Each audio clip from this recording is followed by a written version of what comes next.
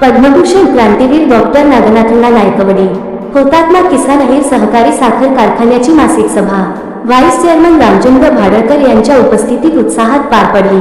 कारखान्याच्या भविष्यातील वाटचालीसंदर्भात विविध महत्त्वाच्या विषयांवर सविस्तर चर्चा करण्यात आली आहे। यावेळी कारखान्याचा कारभार अधिक सक्षम व गतिमान पद्धतीने चालवण्यासाठी सर्व संचालक, सभासद आणि संबंधित घटकांनी एकत्रितपणे काम करण्याचा निर्धार व्यक्त केला। कारखान्याच्या माध्यमातून पद्मभूषण क्रांतीवीर डॉक्टर नागनाथअण्णा नायकवडी यांच्या विचारांना पुढे नेताना सभासद, कामगार, ऊस वाहतूक करणारे ट्रॅक्टर मालक, बैलगाडी मालक, हार्वेस्टिंग मशीन मालक तसेच कारखाना प्रशासन या सर्वांना सोबत घेऊन पारदर्शक व सकारात्मक पद्धतीने कारभार चालवण्यावर एकमताने ठराव करण्यात आले। तसेच आगामी गळीत हंगामाच्या पार्श्वभूमीवर कारखान्याच्या दुरुस्ती आणि तांत्रिक कामांबाबत प्रशासनाने काही सूचना सभेपुढे मांडल्या।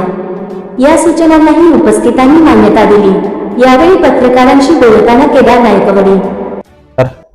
केदार नायकवडी आज दिनांक 9/5/2026 रोजी कारखान्याची मासिक मीटिंग झाली।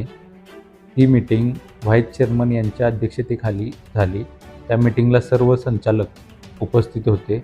या मीटिंगला चेअरमन अनुपस्थित होते। त्याचबरोबर या मीटिंगमध्ये कारखान्याचे रेग्युलरचे जे कामकाज आहे त्या कामकाजाचे सगळे विषय याचे वाचन झाले आणि त्या विषयांना मंजुरी देण्यात आली। त्याचबरोबर कारखान्यानं मागच्या वर्षी एक जुना बॉयलर घेतलेला, त्या बॉयलरची एकूण आत्ताची टेक्निकल कंडिशन्स हे सर्व विचारात घेता हा बॉयलर आपण जुना उभा करायचा नाही असं ठरलं। त्याचबरोबर आपल्या डिस्टिलरीला आपण MSCBवर डिस्टिलरी चालवतो, त्याच्यामुळे 1 मिनिट जरी लाईट गेली तर साधारणतः लाख ते 1.5 लाख रुपयाचं नुकसान होतं आणि जे आपण प्रोडक्ट तयार करतो त्याची क्वालिटी रुटीनवर यायला साधारणतः 3 ते 4 तासाचा वेळ जातो। म्हणून आपण त्या बाबतीतला काय करता येईल पुढं आपल्याला याचे निर्णय घेतलेले आहेत। त्याचबरोबर मोलॅसिस असेल, बगॅस असेल याचे आम्ही आज टेंडर मागवून घेतलेले आहेत। सोमवारी याची निगोशिएशन्स होऊन याचे टेंडर पण देण्यात येतील।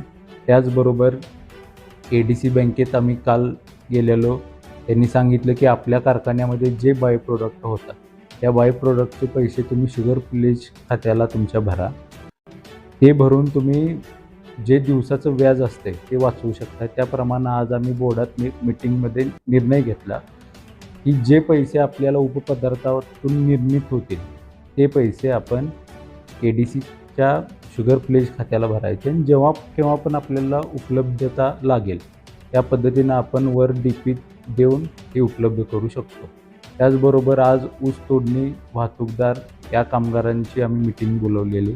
त्या कामगारांना जे फायनल पेमेंट राहिले त्याच्याबद्दल आम्ही सविस्तर माहिती दिली आणि येणाऱ्या 2-4 दिवसामध्ये आम्ही त्यांचं ते फायनल बिल करून मे एंडिंगपर्यंत सर्वांचे करार हे करू आणि एकंदरीत सर्व या गोष्टींना सर्व वाहतूकदार आणि तोडणी कामगार यांनी हात उंचावून सगळ्या गोष्टींना आपल्या सपोर्ट केलेला आहे। त्यामुळे माझं आपल्या सर्वांना आपल्यामार्फत आव्हान आहे, शेतकरी असतील, सभासद असतील किंवा ऊस तोडणी कामगार आणि वाहतूकदार असतील, या सर्वांना माझं आव्हान आहे की आपण पॅनिक सिच्युएशनमध्ये न जाता